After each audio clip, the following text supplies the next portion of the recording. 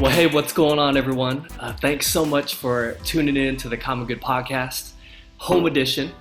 We are delivering fresh content straight to you from our homes right here on the Zoom. Hey, if you're new to the Common Good Podcast, really the premise is simple. We're highlighting everyday, regular, ordinary people of faith who are finding ways to utilize their passions, their skills, their gifts, their resources, and their influence for the common good. And the hope is that you're going to be encouraged, you're going to be inspired, you're going to be challenged to think about how God might be inviting you to personally work for the common good in the places and the spaces that you occupy and influence on a day-to-day basis. And so with that, I want to just jump right in. Today, I am thrilled to have on the show the one and only Dr. Kelly Mark. Kelly, what's going on? Thanks so much for joining us and hanging out with us today. Hey, thanks for having me. It's good Absolutely. to be with you. For sure. So appreciate you taking time just to be with us. And you've obviously just been such a big part of this community, both as a member, someone that has served just in so many different leadership kind of spaces, co-op leader, on the leadership team now. And anyways, just super grateful just to have you a part of this community and all the ways that you've been such a blessing to those in our community. Thanks, man. It's good to be a part of it. For sure, for sure. We still got to make sure that we get you in the preaching room. So I know we've been talking about it for a while. It's been a minute now. Yeah, it's been a little while. Yeah, I'll be back. Now that we're doing this virtual church thing, though, we might have to get you on some of that virtual preaching. All right. We'll see. We'll talk. Sounds good. Well, hey, I wanted to talk about just today, specifically with the time that we have together. I think most people in our community know about this, but maybe for some of our listeners that aren't aware, you are a psychologist, you're a therapist. That's kind of what you do professionally. And I think you've had your own practice now going on almost 2 years, right? 1.5 years? Yeah. So, wow. Congratulations on that. That's Thank awesome. you. I still remember when you started that. It felt like that was. Oh my gosh. But yeah, time has flown. Totally. Yeah. Maybe you could just start actually by just giving a quick kind of backstory to, well, tell us about what you do. Maybe for those of us who are listening who, aren't necessarily aware of like what a therapist does. Totally. Give us some context as to what you do on a day-to-day basis in terms of your work and how you got involved and how you kind of got into this particular line of work. Sure. Well, I'll explain what a psychologist is because honestly, when I was even applying for grad school, I didn't quite know what a psychologist was. So just in case people don't know what that is. As a psychologist, as a clinical psychologist, I'm trained to diagnose and treat mental health issues. And then I'm also trained to provide psychological testing to assess things like intelligence and personality.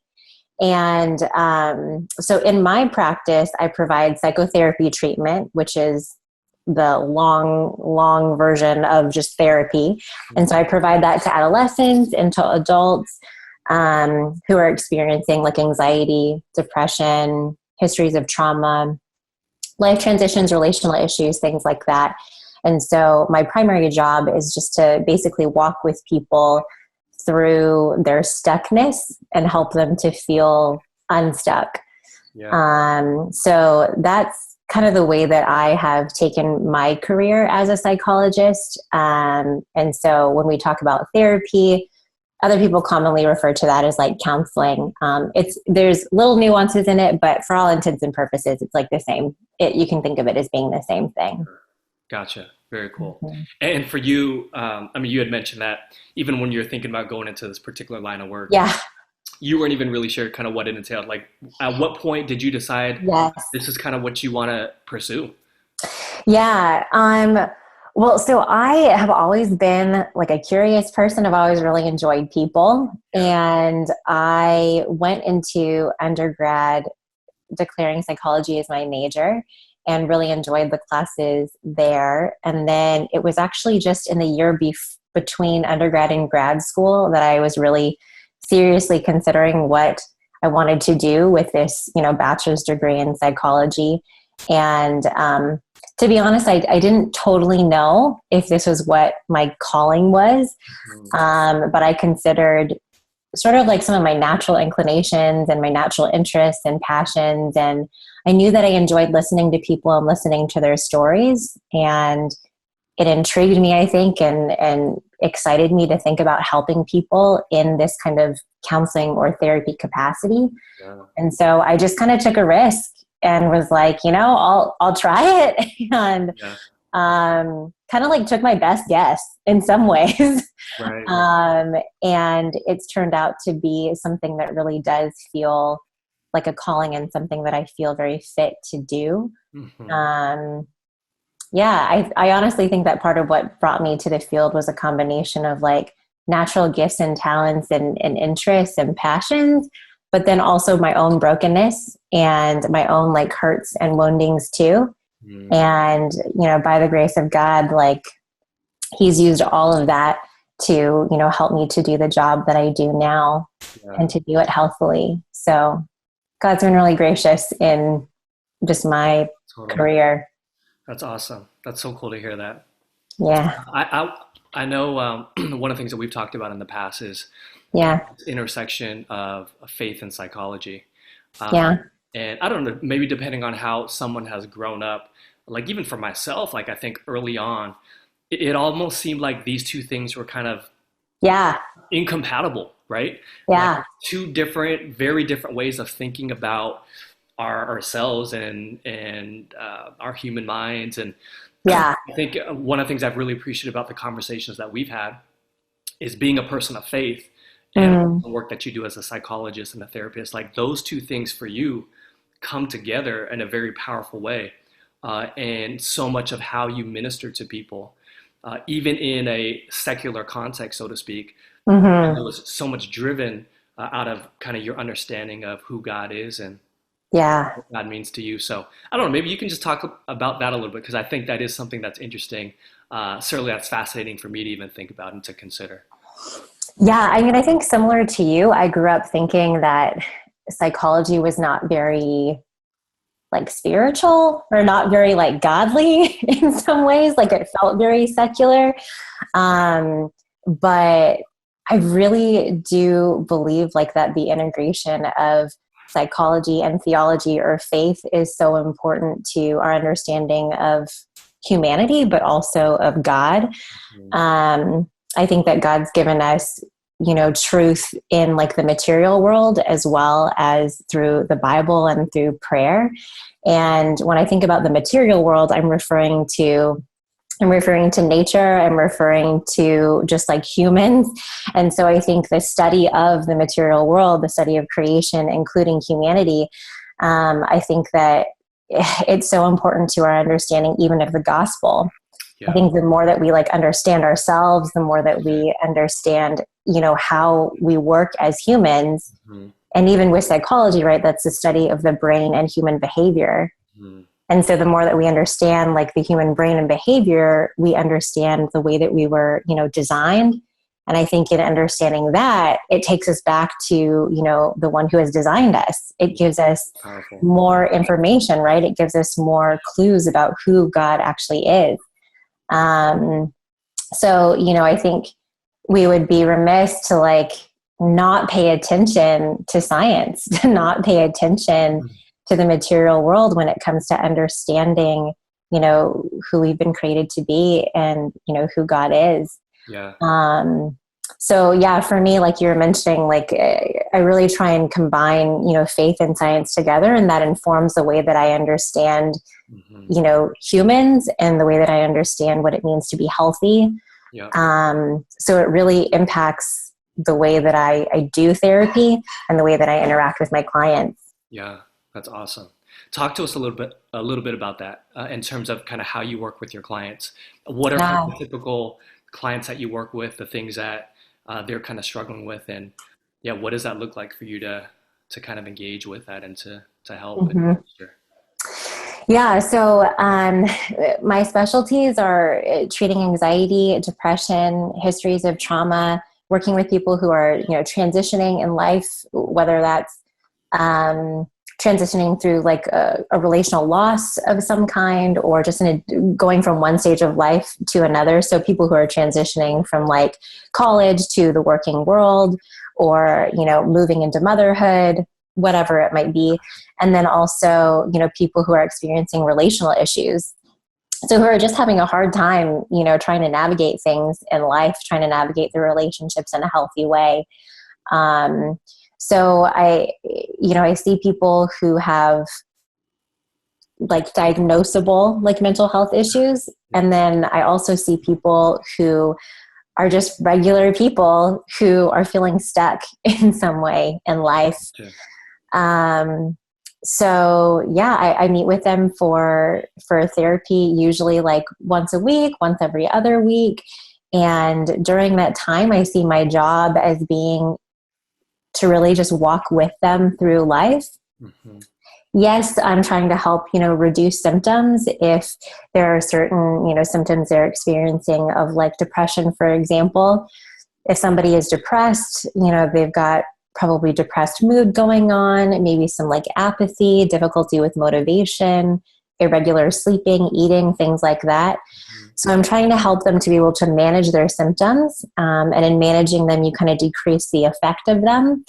But in addition to that, I'm just trying to be with them and to provide a safe place for them to be able to rest, to feel supported and loved for who they are. And, what I find with clients is when they feel, I think, supported and cherished and cared for who they are, it kind of like opens up them to be able to like get to know themselves and to connect with other people more, and to even like to connect with God. Like when it comes to our brains, when we're in survival mode, so to speak, it's really hard for us to be able to connect well and to explore ourselves, to be creative. And so in addition to like helping to reduce like symptoms for people, I'm trying to just walk with them and create a safe place, a safe relationship for them in which they can explore themselves and in which they can grow and start to connect better too. Wow. That's awesome. Do you find that, kind of this theme of just walking with people, creating a safe space, do you find that for a lot of those that you work with, and maybe this might even speak into kind of how you think about just mental health in general, but do you feel like for a lot of people, people just don't have that? They don't have the spaces where they can kind of just open up and be themselves, and that's really the need that you see in a lot of folks? Yeah, so studies have shown that the most influential part of therapy is actually the therapeutic relationship. So the relationship between the therapist and the client. Yeah. So, within the therapy world, there's a lot of different types of therapies that you can do with people. And so these studies are showing that really, it doesn't even matter the type of therapy that you're using with someone. What matters more, what impacts the success of therapy the most, is actually the relationship between the client and the therapist. And so I think that speaks to the fact that we as people were designed for relationship, we're designed for connection. Absolutely. And even, on a neurological level, like relationship actually helps to change the brain and helps to create new neural connections in the brain. And so that connection is so important. And like you're alluding to, people don't have a lot of places that they can truly feel connected with, and, relationships in which they can really feel known. I think a lot of people can have like relationships where they can have fun with people, or maybe they can share parts of themselves with people. Yeah. But I think it's a different thing to be in a relationship in which you don't feel judged. You don't feel like pushed to go somewhere that you aren't ready to go. It's just a safe place for you to really just be cherished for your being. Yeah. Like I was thinking about the concept of rest the other day, and I think like true rest is when we know that we're like cherished, not for our doing, but just for our being. That's so good. And that's what therapy is supposed to be. Yeah. It's supposed to be a place where you're cherished for your being and not your doing. Yeah. And when you can rest, then you can heal. So therapy is like a special kind of relationship that I wish our relationships outside of therapy, I wish that it looked more like a therapeutic relationship. Right.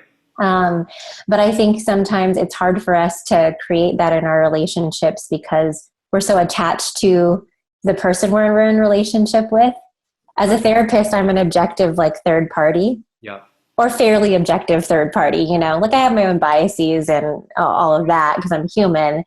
But when I'm not like in my client's life, I'm able to be a lot less possessive of them and able to be a lot more accepting and like understanding of them. Yeah. So yeah. Yeah, because that was going to be my question, right? Like as you were kind of talking about this idea of the importance of relationships and how that is such a vital component of what you do. It reminds me of like, I think what we're called to even as the church, right? Yeah. We talk about all the time of how do we create these safe spaces? Yes. Just to be and to belong. And I know, you know, while we talk oftentimes about wanting to create those spaces, it's one of those things where it's easier said than done. Yeah, for sure. My question of like, man, what's the opportunity for the church, right? If that's so much what people are needing and wanting and searching for, and that's actually the place where we experience healing, like how can the church do a better job of doing that?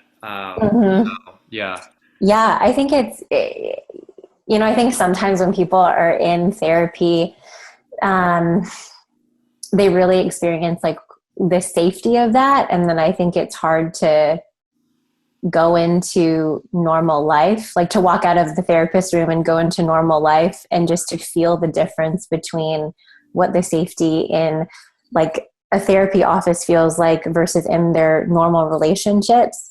And my hope is that, you know, eventually there would be less and less of a discrepancy between what things feel like in the therapy room and what it feels like outside of that. Got it. But I think that like, in a way, like relationship outside of therapy can't quite feel like what therapy feels like because again, I'm a neutral, unattached party to your normal life, you know? And I don't have to live with you every day. So, you know, like, and I'm not into your business. I'm like not affected by your stuff as much as the people in your lives are, right? Yeah.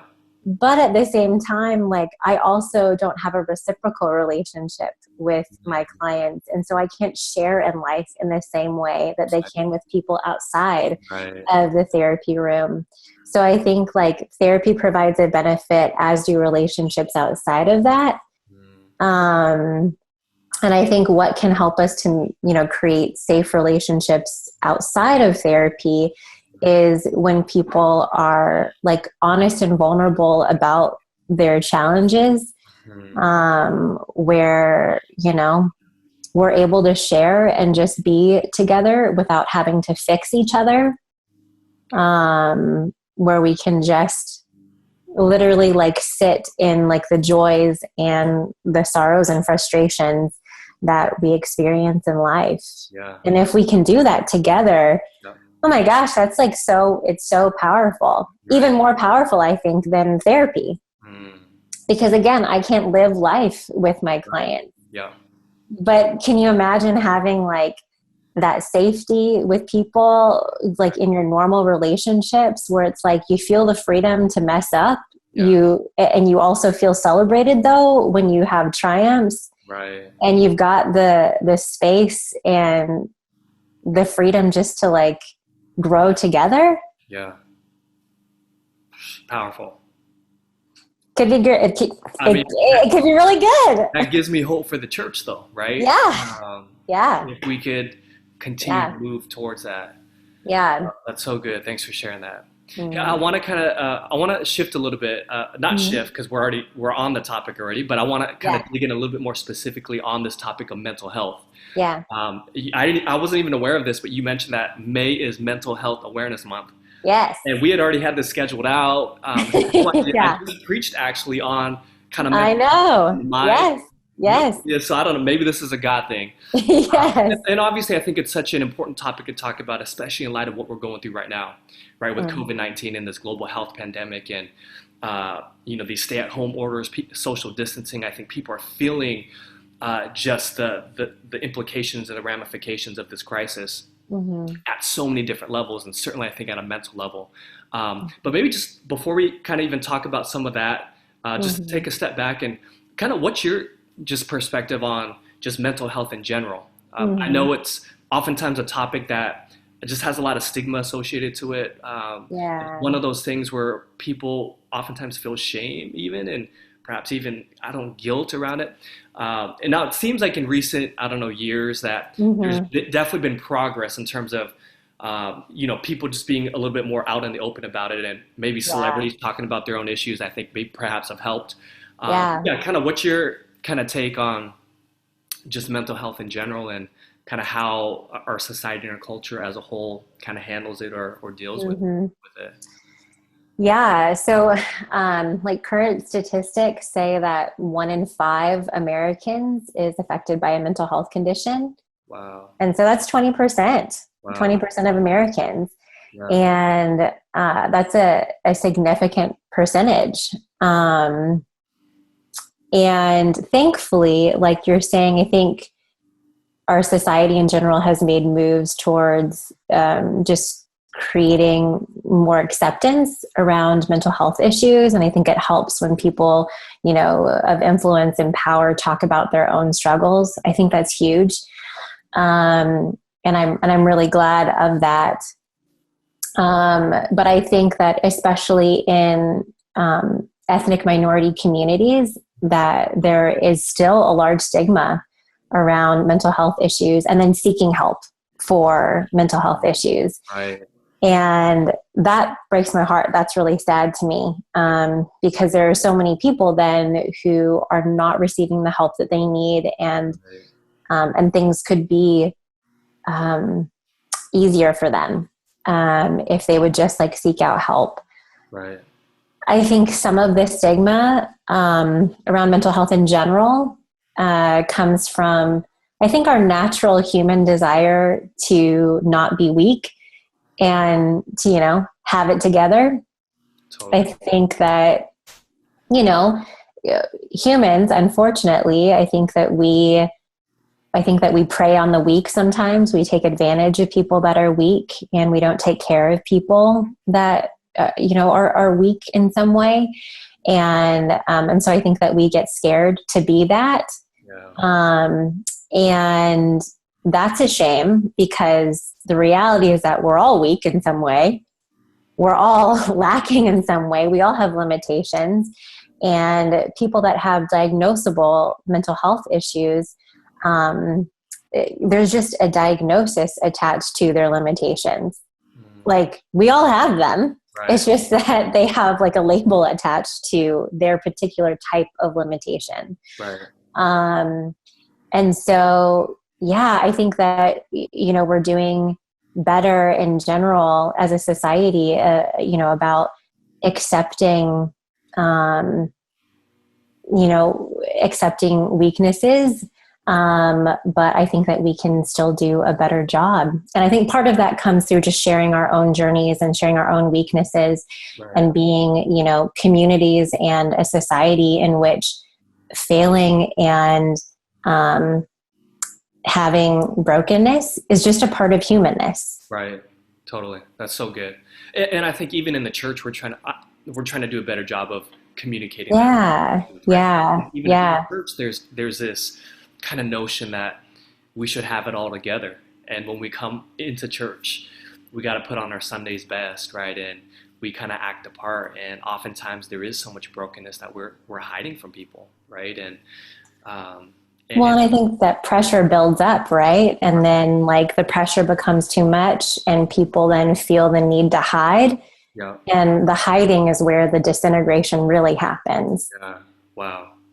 Hey, you mentioned earlier kind of Mm, you kind of spoke a little bit to like ethnic communities, and yeah, I'm interested. What's kind of your perspective? I don't know. I've heard, maybe I've read maybe a few things of yeah, I think some of the challenges for ethnic communities yeah, is, and maybe this goes back to what you talked about, how such a big part of the therapeutic kind of dynamic is the relationship itself. yeah, I think I've read and I've heard some things or statistics around it's been especially difficult for people who find themselves as an ethnic minority yeah, find a counselor or therapist where they could actually feel safe or actually relate to, right? It's yeah. not that the therapist has all the education that they need to kind of make the right assessments, but at the end of the day, it's not as helpful because there's not this deeper sense of connection or trust because the person that they're sitting across the room with doesn't look like them or doesn't share Hmm. in the same shared experiences. I don't know. I'm just interested, especially as a therapist who's an Asian American woman. Mm, Like how? Yeah. What's kind of your take on that, and how have you seen yeah. that working towards your advantage, or maybe some of even the challenges that you find in the industry that you're in? Yeah, I mean, the field of psychology, and the therapy world is predominantly Caucasian, and there aren't a lot of comparatively there aren't a lot of ethnic minorities that are becoming psychologists or becoming therapists, becoming counselors, Yeah. and I do think that there is maybe a different level of comfort that some people experience when they're meeting with somebody that looks similar to them, Mm. or even who is just, if you're an ethnic minority, having a therapist that's an ethnic minority, I think can be comforting, just because you know what it's like to be marginalized, or you know what it's like to be a minority in this country. Um, and I've found for myself, when I'm working with clients, I think that, yeah, ethnic minorities do feel comfortable like working with me, and I don't know if that's just because I'm also an ethnic minority, but I think some people do just feel more comfortable working with people that look like them. Yeah. However, that also doesn't mean that I have the exact same experience as them, or that I grew up the same way, or that I have shared experiences. Um, and so I think for any therapist, any good therapist, should be able to work with anyone, because the most important thing in a therapeutic relationship isn't necessarily having a shared experience, but being able to actually like empathize with where somebody is at. Yeah. So as long as they can do that, then I think that people can have a good therapeutic relationship.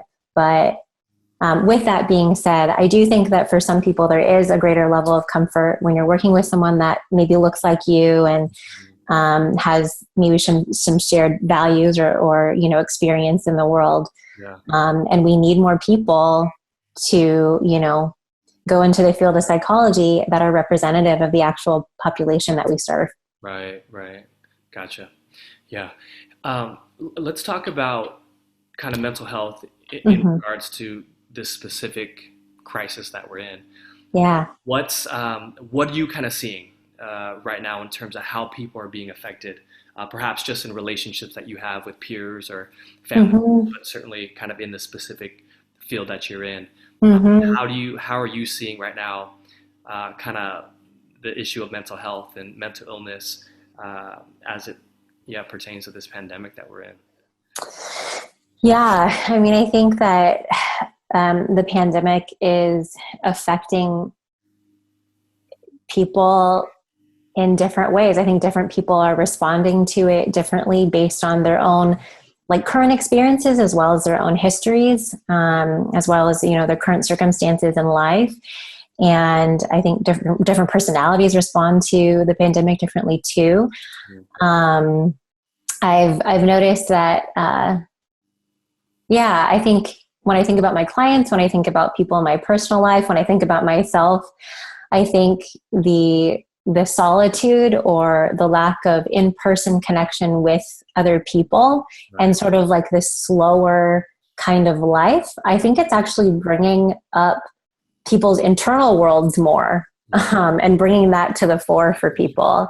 Yeah. So I think some people are being a little bit more contemplative. I think that some people are maybe noticing thoughts or feelings that normally get kind of tabled in normal life. I think that those may be like coming up for people because there's less distraction. Yeah. I think, other people might be noticing their desire to connect with other people. Right. Some people might be realizing how busy they once were, and maybe, this kind of slower pace, or maybe the solitude is actually good for their souls, good for their mental health, good for their bodies. Yeah. And then, I think that people who have pre-existing, anxiety, that these times can really exacerbate some of that. And so I think for people who are finding themselves experiencing a lot of anxiety during this time, like, my encouragement to them is to be gracious with yourself. Like, this is a crazy time, and anxiety is something that lets us know that we're not safe, or that there are threats in our environment. And so it's natural for us to feel anxious, during this time. And at the same time, just to try and have the perspective too of knowing that, okay, like, there are things I can do to keep myself, reasonably safe. And then with kind of the unknown or uncertainty or the lack of control that I have, that there's actually something I can do with that too. And if you're someone of faith, what you can do is, like, ask God to actually, like, ground you, ask God to be like the safety and security that you need in, like, these uncertain times. Yeah, that's good. Talk a little bit more about maybe some of the things that you're doing right now in this season, just for your own personal self-care. Yeah. And maybe some recommendations that you would have for those who are listening as we find ourselves in this time, recognizing that there's a wide range of or feelings that people are feeling right now. Yeah. Are there kind of particular things that you would say, hey, if you can do some of these things, these might be helpful for you in this season? Yeah. So for me, I started this years ago now. I don't remember when it was, but after I moved back into the area, I sought out therapy for myself. And so I see a therapist at least every other week, and I still see him virtually, even during these times. And so that for me is just something that I do to help keep myself healthy, and something I'll continue to do even after the pandemic has subsided. So I think, reaching out for professional support is good always, but especially during these times. Connecting with people is something that I'm trying to do. So having like FaceTime, connections, dates with people, connecting with people in our church community, via like co-ops, like virtual co-ops. And I also limit the amount of news I listen to or read. I want to stay informed. I want to, know what's going on, and so that I can care for myself and the people around me. But at the same time, I don't want to inundate myself with story after story of, potentially, tragic situations, because that can be hard to deal with. We can only handle so much. And then, I also am trying to exercise and spend time in solitude in the mornings, just to kind of ground myself. So those are some of the things that I'm doing, and I would recommend for other people too. Right. It's good. And make sure you're eating healthily also. That can be, I know, it's so hard. We're just in our houses all day. What else are we going to do but eat, It's so hard. Chips look so good right now on the counter. Our house, I live with a couple other people. Our house ordered pizza and like wings the other day. So, I mean, treat yourself at times. Right. But at the same time, eat food that is nutritious in Yeah. general, because that is actually the food that you eat is helpful for your brain functioning and thus your mental health. So Right. That's good. That's so good. It's such a good reminder. Let's say somebody is really struggling right now, and they're like, yeah. you know what, I think I need professional help. Hmm. How do you go about that? What are some Hmm. recommendations that you have? Come and talk to Kelly Mark, like, you know? I can help you with referrals if you need them. Seriously, I can. If you guys, if you guys, Royce can include my email in like the link, but you guys are welcome to ask me for referrals. But also, Psychology Today is a great website that I recommend to everyone who's looking for a therapist. So it's just www.psychologytoday.com, and you can search. Link right here. You can search for therapists who are in your area and who also meet your search criteria. So whether that be they're in network with your insurance, you can, if you're a person who wants to see a therapist that identifies as Christian, you can also Yeah. include that in your search preferences. And you can look for therapists who are working specifically with the kinds of challenges that you're facing. Gotcha. So I think that's a great website. Okay, that's awesome. Super helpful. Thanks for sharing that. What would you say, maybe one final question? I know we're kind of running out of time. Yeah. But for those of us that are listening, that maybe they're in a good headspace right now. Yeah. They're not struggling. Maybe they're Mm-hmm. practicing some of these practices Yeah. we just talked about. Yeah. But I know one of the things that a lot of people are asking is, maybe I'm okay and I'm not necessarily feeling directly impacted, but I want to help and I don't know how. And Mm-hmm. it sounds like, just being a listening ear and being there for people could be such a valuable asset right now. Yeah. What are some recommendations that you would have to say, hey, if you're feeling good right now, Yeah. maybe come around some people and really help them in their time of need, especially if they're Mm-hmm. feeling, depressed or Mm-hmm. suicidal. I don't know, Mm-hmm. but what are some things that? Yeah. Yeah. I mean, I think that, when you feel safe and when you feel healthy, you're in a position to be able to support and to give maybe a little bit more than you would if you weren't feeling that way. So, yeah, I think, it's good to take inventory of the people that are in your life that you care about already, and, to consider how they're doing. And maybe if you haven't heard from one of them recently, just to reach out and check in and say, hey, like, been thinking about you. How are you doing? And, I think for family members or friends that are maybe in the more vulnerable categories, if you've maybe got older parents or grandparents, checking in on them and offering to bring them groceries or just see if they need anything. Yeah. Even if it's just a chat for a little bit, they might not need the groceries, but they might just appreciate chatting with you for a little. If you're not somebody who really enjoys talking on the phone, go to old school letters.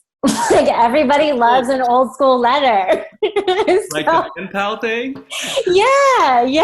I know, that's great. So, send old school letters. If you have kids, you can even Yeah. have your kids sending letters to people, like, to whether it's their friends or their cousins or their Right. their family.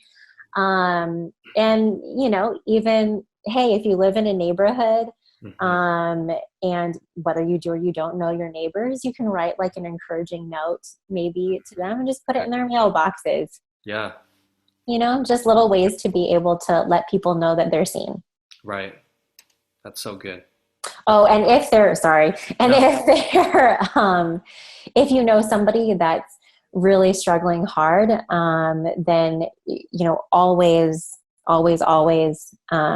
refer them or encourage them to seek out professional support, professional mental health support, and also in kind of like the description box, like below, we're going to go ahead and link resources that you can refer people to, including like, crisis lines and things like that. Yeah. So I don't know if you know, but like King County has a crisis line that specifically serves the East Side. And that crisis line is for people who are in crisis, and then people who also are caring for people in crisis. Okay. And so you can call this like 24-hour crisis line to basically get consultation on like next steps for either yourself or a loved one. I see. So if you're helping somebody and you're not Yeah. sure what to do, you can call this line. Yeah. Got it. Wow. Thanks for sharing that. Cool. Well, Kelly, we got to cut this. We got to cut this conversation. Maybe we'll have a part 2. I just so much enjoyed that, and just so many good things in there, both in terms of just hearing what you're doing, but then also just the encouragement and the recommendations for others. Might not necessarily be in the same space that you are in, from a vocational professional standpoint, but certainly ways that we can apply a lot of these principles and practices that you've been talking about. So I'm really hoping that people are going to be blessed and encouraged by this. So again, thank you so much. Yeah, my pleasure. Absolutely. And we'll make sure to put all that information down below as well. Okay. So that if people want to reach out to you or at least have access to some of those resources and links, they'll be able to do that. So very cool.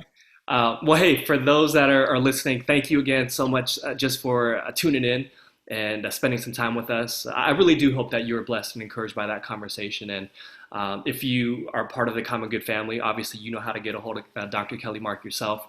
But again, we'll have some of those resources and links for you right there in the post itself. So if you enjoyed this conversation, if you feel like there's some people that could really benefit from this right now, share it with them.